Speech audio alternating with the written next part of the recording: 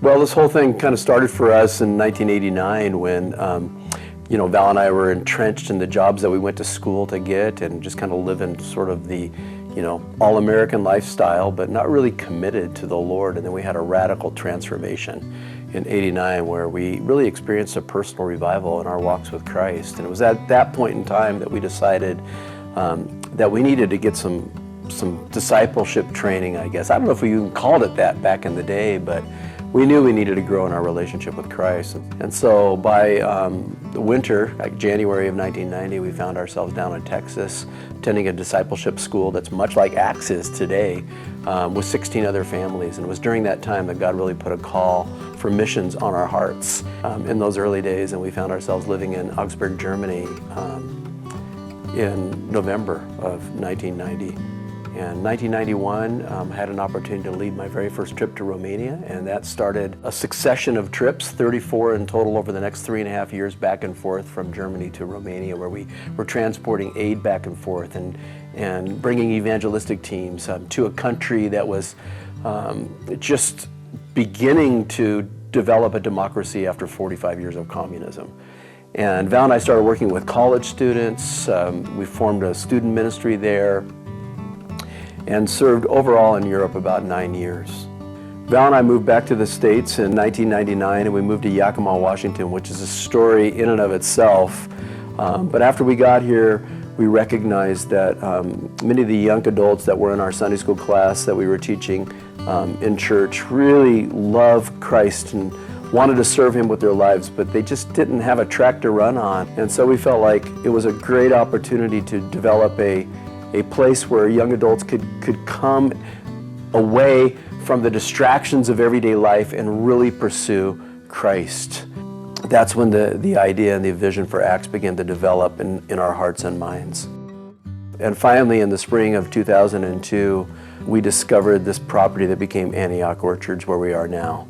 And it's been such an inspiration to our faith to just keep going to believe God for big things over the years, because we have truly seen in our ministry in Romania, and since we moved here to Yakima, began developing ACTS, God provide in super abundant ways beyond all we can ask or imagine, which is what it tells us in Ephesians God will do. We've been able to experience that in a very real way. ACTS has developed over the years. In the beginning, it was what we now refer to as ACTS Essentials. So ACTS Essentials really draws students who want to serve the Lord with their life, but they're not sure what that looks like. So they take time to come and really invest in getting to know who God is. To do that, they study the scriptures, they read the entire Bible, they're living in community, learning what it is to really have real deep relationships.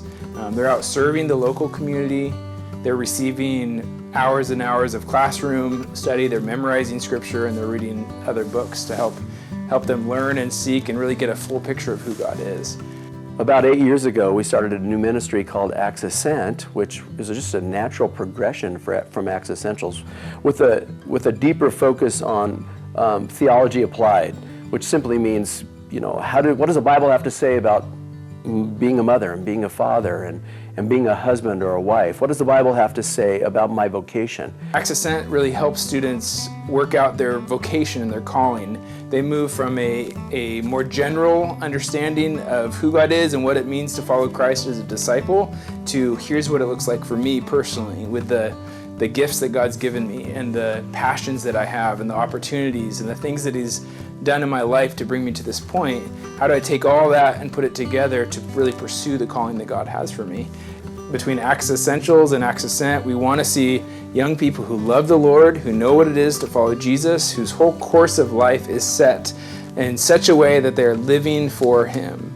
And it's the love of Christ then that's going to compel them to go out and to serve the people around them. We always felt like maybe there was something that was a little bit lacking. I mean, our students could come to ACTS Essentials, they could come to ACTS Ascent, and then kind of drift and flounder, perhaps because we often thought they weren't having the opportunities that we could give them to apply what they had learned in the real world. And so This idea for sort of an ACTS Apprentice program was always sort of swimming around in our heads.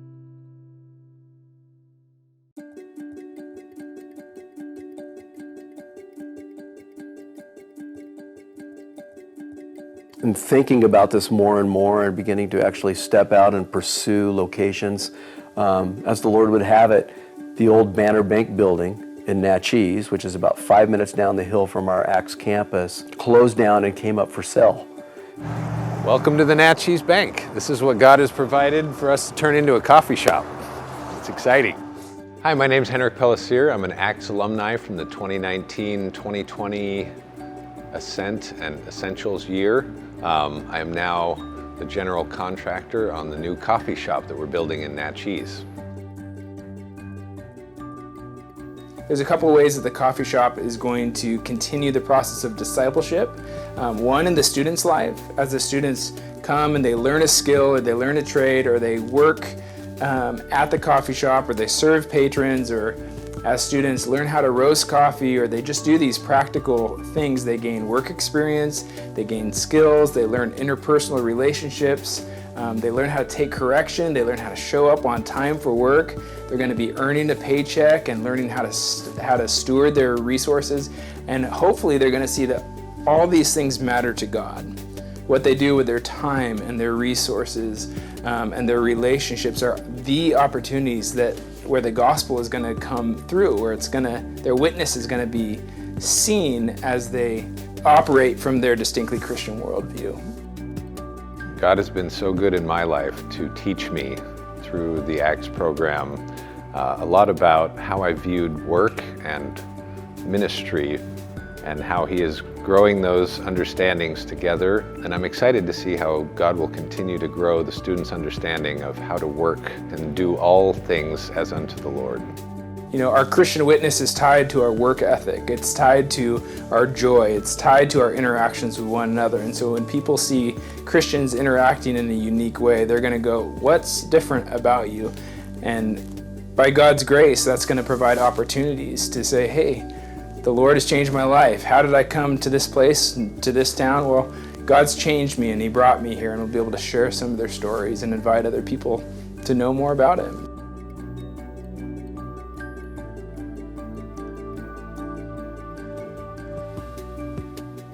We're moving forward prayerfully. We're really trying to walk in wisdom and faith. We're trusting and believing that God has established this as primarily a ministry. This is a coffee shop, that's the means, but it's for the work of discipleship and evangelism. And so how do we keep our hearts tuned into the Lord so that we can prioritize relationships and start that witness right now as we walk through the entire process?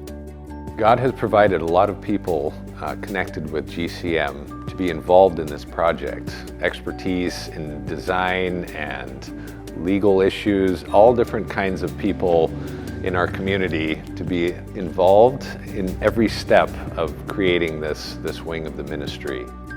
You know, there'll be incredible needs still associated with this because we need to renovate the building. It wasn't built to be a coffee shop, it was built to be a bank, and it's got a huge vault on the inside of it, and we've got much to do, and the resources for that are necessary.